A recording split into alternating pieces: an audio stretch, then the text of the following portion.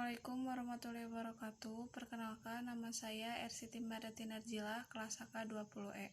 Saya akan menjelaskan atau menjawab pertanyaan mengenai mengapa negara dalam masalah pengelolaan barang tidak hanya berkedudukan sebagai pemilik, tetapi juga penguasaan barang. Sudah dijelaskan pengertian akan barang milik yang diatur dalam ketentuan PP nomor 6 tahun 2006 yang pada ketentuan umumnya sebagai berikut. Barang milik negara adalah semua barang yang dibeli atau diperoleh atas beban APBN atau berasal dari perolehan lainnya yang sah. Sementara itu, barang milik daerah adalah yang penggadaannya dibiayai oleh anggaran pemerintah daerah APBD. Pada dasarnya, barang milik negara dapat diklasifikasikan dalam dua jenis utama. Yang pertama, benda privat atau private domain. Yang kedua, benda publik atau public domain. Yang dimaksud benda privat atau private domain adalah barang-barang milik negara yang pemanfaatannya hanya untuk meningkatkan pegawai.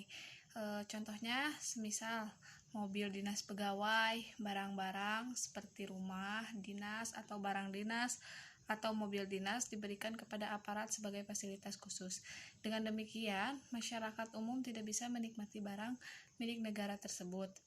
Barang atau benda public domain merupakan benda atau barang milik negara yang digunakan untuk kepentingan umum, yang artinya masyarakat umum dapat memanfaatkan atau menggunakan barang publik tersebut, seperti jalan raya, jembatan, gedung-gedung pemerintahan, jaringan-jaringan listrik, ataupun bentuk-bentuk barang dinas yang digunakan oleh umum, tanpa memerlukan izin.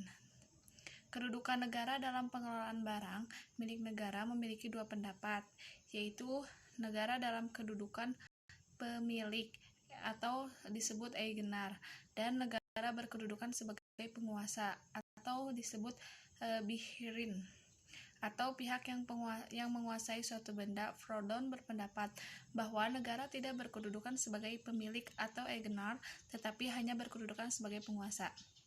Oleh karena itu, negara hanya berkewajiban untuk melakukan pengawasan atas barang atau benda milik negara tersebut.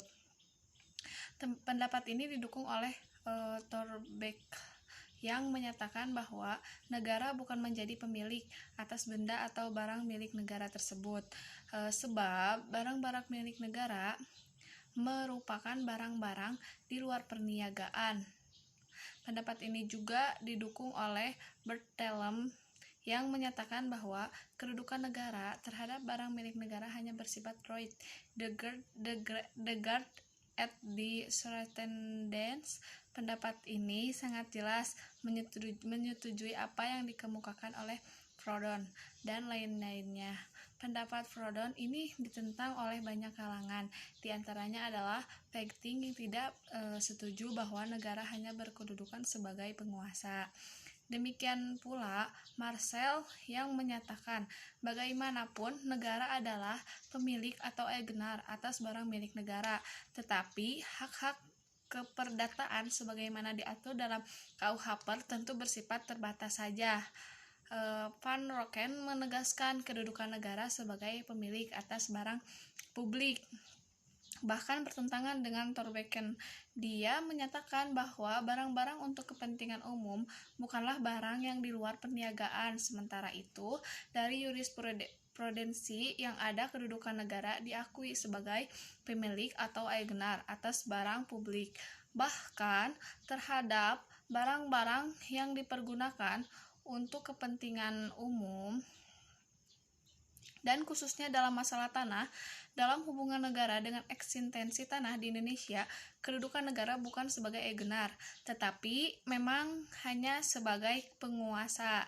Hal tersebut diatur dalam UU PA sebagaimana diuraikan dalam penjelasan UU PA. Kedudukan negara sebagai penguasa atas tanah memberikan wewenang kepada negara untuk melakukan wewenang sebagaimana diatur dalam pasal 2 ayat 2 UU PA. Yang pertama, mengatur dan menyelenggarakan peruntukan, penggunaan, persediaan, dan pemeliharaan bumi, air, dan ruang angkasa tersebut. Yang kedua, menentukan dan mengatur hubungan hukum antara orang-orang dengan bumi, air, dan ruang angkasa.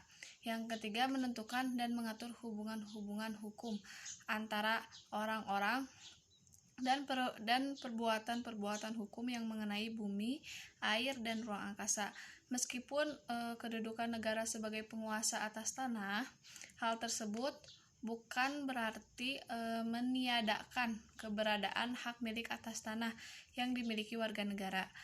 Dalam pemanfaatannya, setiap hak atas tanah tersebut harus berfungsi sosial sebagaimana diatur dalam pasal 6 UU PA. Secara umum, penggadaan barang milik negara pada saat ini diatur dalam Peraturan Presiden Nomor 54 Tahun 2010.